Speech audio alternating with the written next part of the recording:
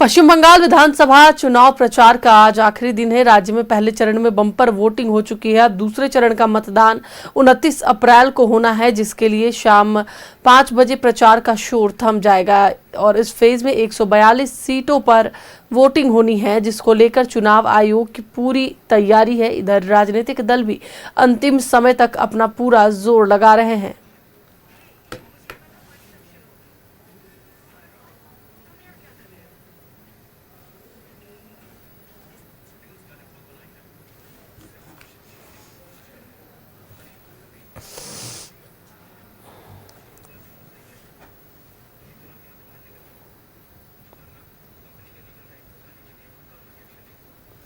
देखिए, एक बार फिर से आपको बता दें कि 29 अप्रैल को 142 सीटों पर मतदान होना है। अंतिम समय तक सियासी दल चुनाव प्रचार में लगे हुए हैं। आज अंतिम दिन है चुनाव प्रचार के लिए।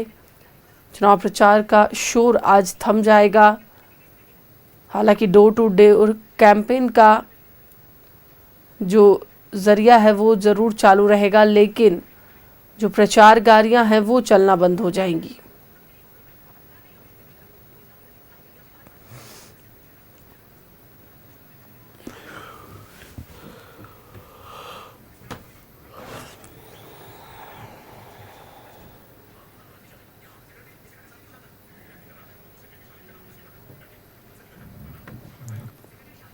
देखिए, एक बार फिर से आपको बता दें कि 29 अप्रैल को 142 सीटों पर वोटिंग होनी है। अंतिम समय तक सियासी दल जोर लगाएंगे। वोटिंग को लेकर चुनाव आयोग की तैयारी पूरी है।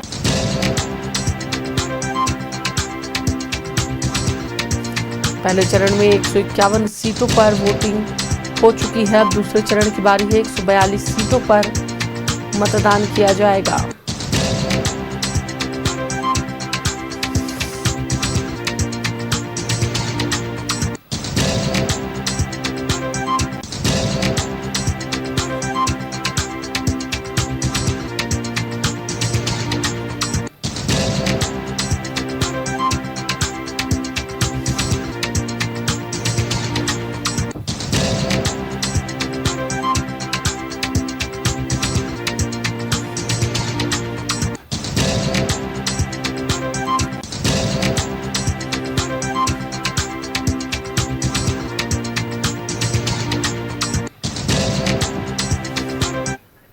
इसी पर अधिक बातचीत के लिए हमारे साथ हमारे सहयोगी राकेश जुड़े हुए हैं, उनसे बात करेंगे। राकेश, देखिए, दूसरे चरण का चुनाव है और ऐसे में 142 सीटों पर वोट डाले जाने हैं। हालांकि आज प्रचार का अंतिम दिन है और आज जितने भी बड़े नेता, दिग्गज नेता जो है सभी पार्टियों के, वो आज बंगाल पहुंचेंगे और अंतिम जो प्रचार है वो करेंगे। क्या कुछ आज खास है बंगाल में? आपने ठीक कहा, ये आखिरी वक्त है। शाम 5 बजे के बाद प्रचार का शोर जो है वो थम जाएगा, लिहाजा आखिरी ताकत लगाई जाएगी दोनों पार्टियों के तरफ से, खासतौर पर टीएमसी और बीजेपी की अगर बात करें, क्योंकि असल लड़ाई जो है इन्हीं दोनों के बीच में है यहाँ। तो उनकी तरफ से जो आखिरी जोर आजमाइश होती है 142 सीटों को लेकर, वो देखने को मिलेगा। कई सारे कार्यक्रम हैं, क्योंकि समय बहुत कम है, इसलिए छोटे छोटे पॉकेट्स में जो है वो ज़्यादा लोगों का फोकस है। आपने देखा होगा कि पूरे चुनाव में जिस तरीके से बीजेपी ने एफर्ट्स लगाया है, बीजेपी ने कोशिश की।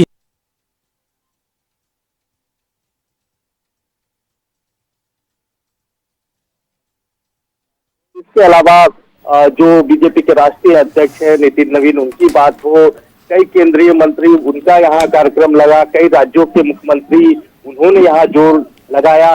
तो पूरी ताकत एक तरीके से बीजेपी ने यहाँ झोंकी है। पहले फेज में जो 152 सीटों को लेकर मतदान हुए, उसके बाद से बीजेपी का लगातार कॉन्फिडेंस लेवल जो है वो हाई है। बीजेपी को लग रहा है, बीजेपी के नेताओं की तरफ से ये दावे भी किए जा रहे हैं कि 152 में से 110 सीट जो है पहले फेज में बीजेपी जीतने जा रही है।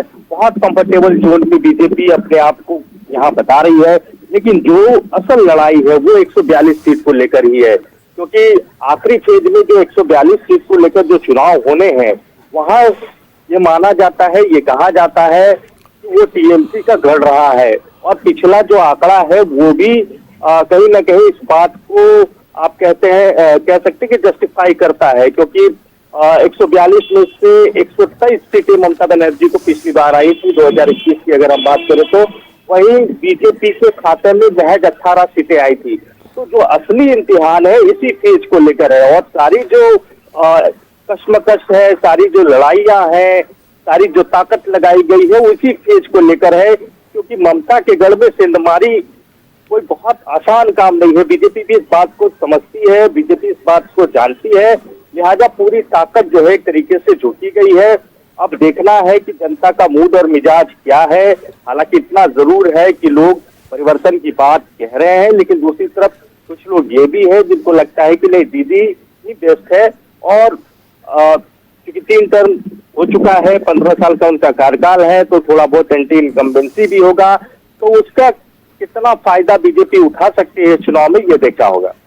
बिल्कुल राकेश, लेकिन इस बात से बिल्कुल भी नहीं नकारा जा सकता है कि जिस तरीके से बीजेपी लगातार यह आरोप लगाती है कि गुंडागर्दी चलती है, लेकिन जो ममता दीदी के जो वोटर्स है वो एक लॉयल वोटर्स की तरह निकलकर हर बार सामने आते हैं। और इस बार भी जब लोगों से बात की जा रही है तो साफ तौर पर देखा जा रहा है कि वह दीदी का नाम जरूर ले रहे हैं। फिलहाल बहुत बहुत धन्यवाद, नजरें बनाए रखे, लोगों से बात करते रहे। तो एक बार फिर से आपको बताते चले कि बंगाल में कमल खिलेगा या फिर से दीदी का जादू चलेगा, यह देखने की बात होगी, क्योंकि जल्द ही दूसरे चरण का चुनाव होना है 2 दिनों के बाद, यानी कि 29 अप्रैल को रिजल्ट जो आएंगे वो देखने लायक होंगे।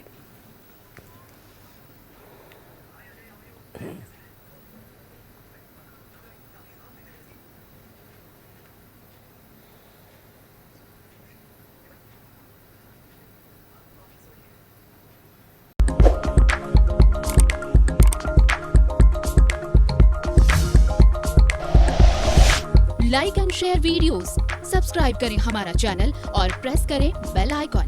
न्यूज़ 11 भारत, सच है तो दिखेगा।